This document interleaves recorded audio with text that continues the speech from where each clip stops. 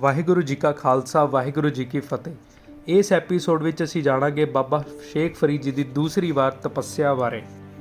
ਬਾਬਾ ਫਰੀਦ ਜੀ ਨੇ ਦੂਸਰੀ ਵਾਰ ਫਿਰ ਘਰ ਛੱਡ ਦਿੱਤਾ। ਆਪ ਜੰਗਲਾਂ ਨੂੰ ਚਲੇ ਗਏ, ਘੋਰ ਤਪੱਸਿਆ ਕਰਨ ਲੱਗੇ। ਖਾਣਾ ਛੱਡ ਦਿੱਤਾ ਤੇ ਉਹ ਵਣ ਦੀ ਪੀਲੂ ਜਾਂ ਕੋਈ ਫਲ ਮੂੰਹ ਪਾਉਂਦੇ, ਉਹ ਵੀ ਧਰਤੀ ਉੱਤੇ ਡਿੱਗਿਆ ਹੋਇਆ, ਕਿਸੇ ਰੁੱਖ ਨਾਲੋਂ ਪੱਤ ਨਾ ਤੋੜਦੇ। ਉਹਨਾਂ ਨੂੰ ਗਿਆਨ ਹੋਇਆ ਸੀ ਨਿਰਮਾਣਤਾ ਹੀ ਰੱਬ ਨੂੰ ਭਾਉਂਦੀ ਹੈ। ਇਸ ਤਰ੍ਹਾਂ ਕਈ ਸਾਲ ਲੰਘ ਗਏ ਤੇ ਉਹਨਾਂ ਦਾ ਸਰੀਰ ਕਮਜ਼ੋਰ ਹੋਣ ਲੱਗਾ।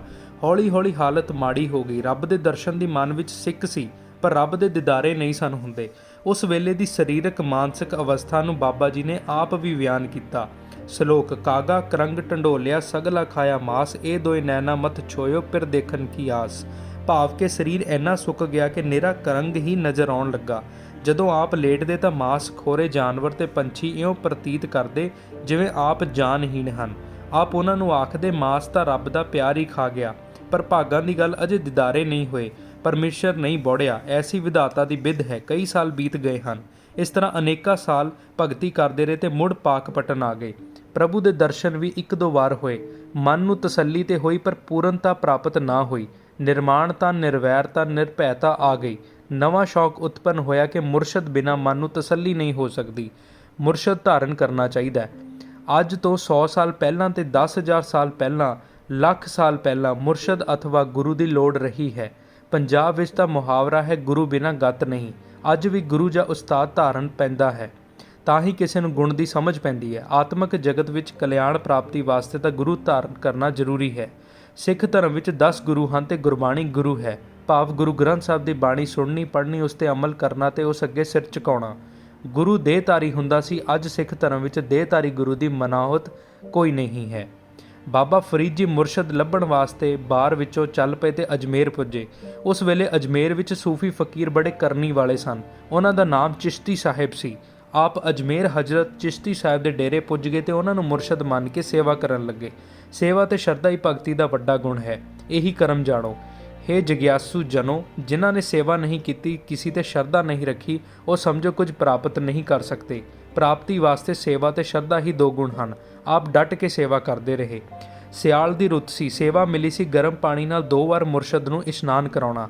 ਆਪ ਹੀ ਅੱਗ ਬਾਲਣੀ ਤੇ ਆਪ ਹੀ ਪਾਣੀ ਗਰਮ ਕਰਨਾ। ਦੇਵਨੇਤ ਨੇ ਨਾਲ ਐਸਾ ਸਬੱਬ ਬਣਿਆ ਕਿ ਸਾਰਾ ਦਿਨ ਮੀਂਹ ਵਰਦਾ ਰਿਹਾ। ਮੀਂਹ ਵੀ ਐਸਾ ਕਿ ਪਰਲੋ ਦੀ ਨਿਆਈ ਸੀ। ਰਾਖਵੀਂ ਅੱਗ ਦੇ ਧੂਏ ਸਾਰੇ ਬੁਝ ਗਏ।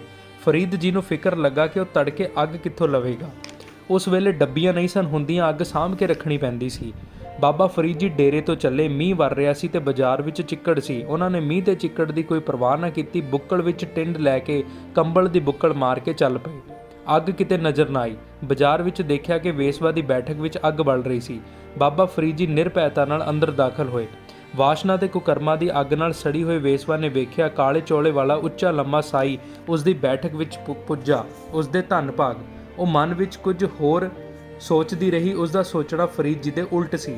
ਬਾਬਾ ਫਰੀਦ ਜੀ ਨੇ ਜਾ ਕੇ ਆਖਿਆ, ਮਾਤਾ ਜੀ ਅੱਗ ਚਾਹੀਦੀ ਹੈ। ਖੁਦਾ ਦਾ ਭਾਣਾ ਬਾਰਿਸ਼ ਹੋ ਰਹੀ ਹੈ। ਵਲੀ ਮੁਰਸ਼ਦ ਚਿਸ਼ਤੀ ਜੀ ਦਾ ਧੂੰਆਂ ਠੰਡਾ ਹੋ ਗਿਆ। ਸਵੇਰੇ ਤੜਕੇ ਅੱਗ ਦੀ ਲੋੜ ਹੈ। ਇਹ ਸਮਝ ਕੇ ਅੱਗ ਨਾ ਮਿਲੀ ਤਾਂ ਇਸ਼ਨਾਨ ਕੈਸੇ ਹੋਵੇਗਾ ਤੇ ਆਪ ਭਗਤੀ ਕਿਵੇਂ ਕਰਨਗੇ। ਇਹ ਜ਼ਰੂਰੀ ਹੈ ਅੱਗ ਮਿਲੇ, ਕਿਰਪਾ ਕਰੋ। ਇਹ ਸੁਣ ਕੇ ਮੰਦ ਭਾਗਣ ਤੇ ਕੁਕਰਮਮ ਵੇਸਵਾ ਹੱਸ ਪਈ। ਪੀਰ ਜੀ ਦੇ ਧੂਏ ਵਾਸਤੇ ਅੱਗ ਦੀ ਲੋੜ ਹੈ, ਠੀਕ ਹੈ, ਪਰ ਮੈਨੂੰ ਵੀ ਤਾਂ ਲੋੜ ਹੈ।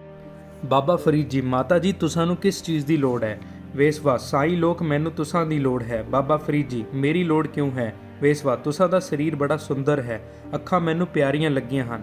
ਇੱਕ ਸ਼ਰਤ ਤੇ ਅੱਗ ਮਿਲ ਸਕਦੀ ਹੈ। ਬਾਬਾ ਫਰੀਦ ਜੀ, ਕਿਸ ਸ਼ਰਤ ਉੱਤੇ। ਆਪਣੇ ਸਰੀਰ ਦਾ ਕੋਈ ਅੰਗ ਦੇ ਜਾ, ਹੋਰ ਨਹੀਂ ਤਾਂ ਇੱਕ ਅੱਖ ਦਾ ਡੇਲਾ ਦੇਣਾ ਪਵੇਗਾ। ਬਾਬਾ ਫਰੀਦ ਜੀ, ਡੇਲਾ ਲੈ ਲਓ ਮਾਤਾ ਜੀ, ਮੈਨੂੰ ਕੋਈ ਇਨਕਾਰ ਨਹੀਂ, ਪਰ ਅੱਗ ਜ਼ਰੂਰ ਮਿਲ ਜਾਏ। ਲਿਖਿਆ ਹੈ ਕਿ ਬਾਬਾ ਫਰੀਦ ਜੀ ਦੀ ਵੇਸਵਾ ਅੱਖ ਕੱਢਣ ਨੂੰ ਤਿਆਰ ਹੋ ਗਈ। ਉਸਨੇ ਤੇਜ਼ ਚਾਕੂ ਲਾਇਆ ਪਰ ਉਸ ਨੂੰ ਹੌਸਲਾ ਨਾ ਪਿਆ। ਧੱਕਾ ਲੱਗਾ, ਪਿੱਛੇ ਡਿੱਗ ਪਈ, ਪਰ ਫਰੀਦ ਜੀ ਦੇ ਜ਼ਖਮ ਹੋ ਗਿਆ। ਵੇਸਵਾ ਨੇ ਲੀੜਾ ਪਾੜ ਕੇ ਪੱਟੀ ਬੰਨ੍ਹ ਦਿੱਤੀ ਤੇ ਅੱਗ ਦੇ ਦਿੱਤੀ। ਖਿਮਾ ਮੰਗੀ। ਉਸ ਦਾ ਕਲੇਜਾ ਕੰਬੀ ਜਾਣ ਲੱਗਾ। ਉਸ ਦੇ ਜੀਵਨ ਵਿੱਚ ਪਲਟ ਆਇਆ। ਬਾਬਾ ਫਰੀਦ ਜੀ ਅੱਗ ਟਿੰਡ ਵਿੱਚ ਪਾ ਕੇ ਡੇਰੇ ਪੁੱਜੇ। ਰਾਹ ਵਿੱਚ ਤਿਲਕਣ ਵਿੱਚ ਡਿੱਗਣੋਂ ਵੀ ਬਚਦੇ ਰਹੇ। ਨੇਮ ਅਨੁਸਾਰ ਉਹਨਾਂ ਨੇ ਤੜਕੇ ਉੱਠ ਅੱਗ ਬਾਲੀ ਤੇ ਪਾਣੀ ਗਰਮ ਕੀਤਾ। ਮੁਰਸ਼ਦ ਨੂੰ ਇਸ਼ਨਾਨ ਕਰਾਇਆ ਤੇ ਜਦੋਂ ਲੀੜੇ ਪਾ ਚੁੱਕੇ ਤਾਂ ਜਾਣੀ ਜਾਣ ਮੁਰਸ਼ਦ ਨੇ ਬਾਬਾ ਜੀ ਨੂੰ ਆਖਿਆ, ਫਰੀਦ ਅੱਖ ਤੇ ਪੱਟੀ ਕਿਉਂ ਬੰਨੀ ਹੈ। ਆਪ ਜਾਣੀ ਜਾਣ ਹੋ, ਮੈਂ ਕੀ ਦੱਸਾਂ। ਫਰੀਦ ਜੀ ਨੇ ਹੱਥ ਜੋੜ ਕੇ ਉੱਤਰ ਦਿੱਤਾ। ਝੂਠ ਬੋਲਣਾ ਨਹੀਂ ਸਨ ਚਾਹੁੰਦੇ ਤੇ ਸੱਚ ਆਖਣ ਤੋਂ ਝਿਜਕਦੇ ਸਨ।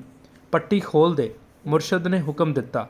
ਫਰੀਦ ਜੀ ਨੇ ਪੱਟੀ ਖੋਲ੍ਹੀ ਤਾਂ ਅੱਖ ਉੱਤੇ ਜ਼ਖਮ ਨਹੀਂ ਸੀ। ਜ਼ਖਮ ਮਿਲ ਗਿਆ ਸੀ ਤੇ ਅੱਖ ਜਿਉਂ ਦੀ ਤਿਉਂ ਸੀ।